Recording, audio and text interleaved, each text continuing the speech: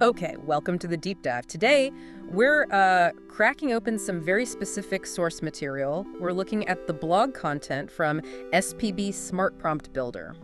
Yeah, and our mission here is pretty clear, I think. We're not just talking abstract AI concepts. We're really digging into the core ideas, the philosophy, and maybe more importantly, the practical stuff this blog is pushing. Right.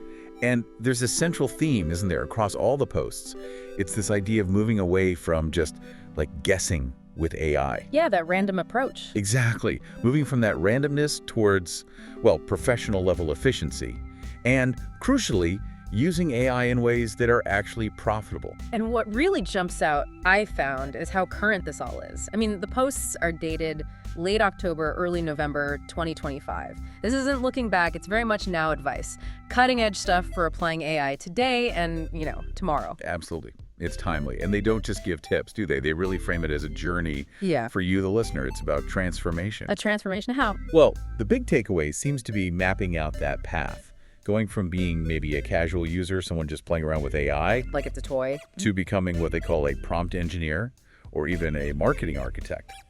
Someone sophisticated, using it strategically. Okay, let's start there then, that foundation. Because it seems like everything else they build relies on changing how we even think about interacting with AI. That beginner's guide piece. Yeah. Mastering the AI conversation. Right, that's fundamental. That's where they insist on this conceptual shift.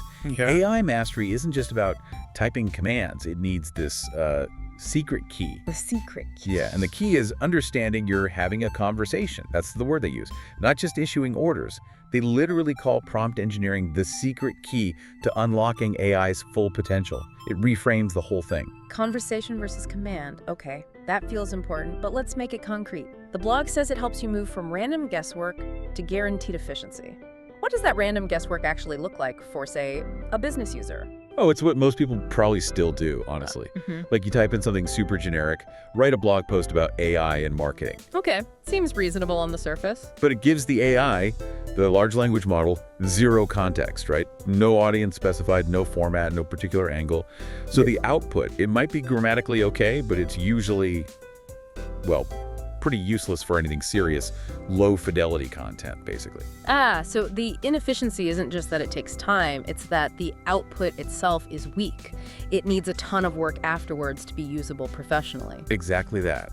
And the source material really hammers this point for business users. There's another piece aimed right at them, and it basically says, failing to craft these detailed, high-fidelity prompts, that's the line between running mediocre and exceptional operations. Wow, okay. If your AI is just generating fluff, you're essentially burning money and time. That definitely raises the stakes. So, if efficiency is the baseline for business success, SPB Smart Prompt Builder then points us towards a specific tool for that efficiency, templates.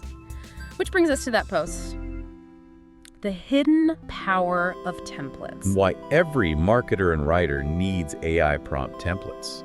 Yeah, this is where we shift from the why to the how, from philosophy to actual methodology. right. The content basically throws down a challenge. It says, if you're still feeding an LLM these vague general instructions every single time, You're doing it wrong. you're missing out, you're stuck, you're failing that efficiency test we just talked about. Templates become the way to make success repeatable. Okay, but templates aren't exactly new, are they? We use email templates, website templates. Why are AI prompt templates suddenly this hidden power? Is this marketing architect thing they mentioned just a new name for a copywriter using a fancy template? That's a fair question. But no, they argue it's quite different. Because the marketing architect isn't just plugging text into a pre-made structure.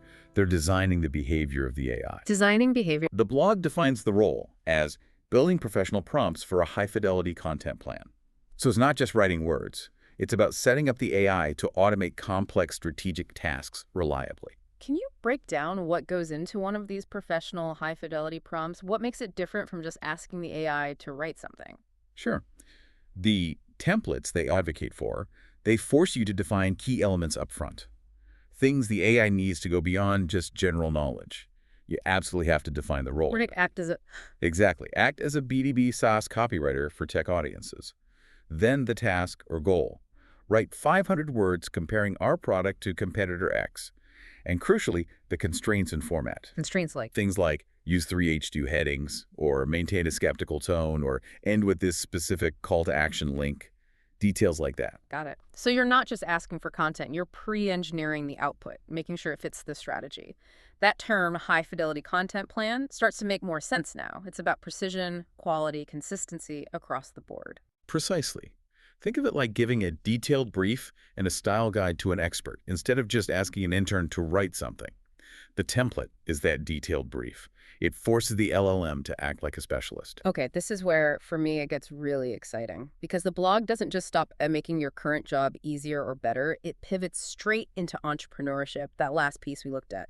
15 lucrative AI side hustles, the ultimate guide to earning passive income in 2025. Yeah, this definitely taps into that entrepreneurial drive.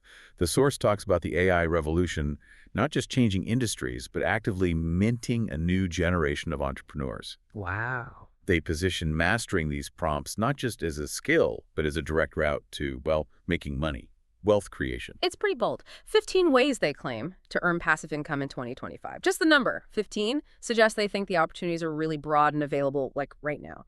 But we need specifics. What kind of side hustles are we actually talking about here? Okay, and this is where the earlier stuff really connects. These hustles only work, they imply, if you've nailed that efficiency piece.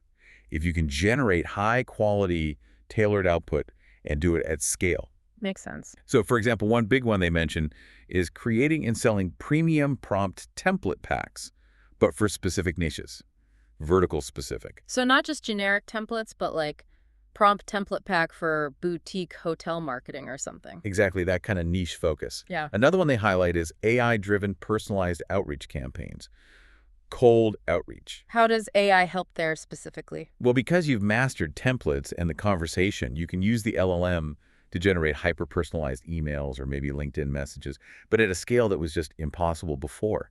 It dramatically lowers the barrier to starting, say, a specialized B2B lead gen agency. Okay, that's powerful. Give us one more concrete example. A third one is offering specialized prompt engineering consulting directly to small businesses. Think about it. Loads of businesses are still stuck in that random guesswork stage we talked about. Right, just poking at it. So a prompt engineer could go in, analyze their repetitive tasks, maybe reporting, writing internal summaries, customer service scripts, build them high-fidelity templates, basically implement that efficiency model for them, and charge a premium for it. So these hustles, they're only lucrative, as the title says, if you've done the groundwork from the other posts.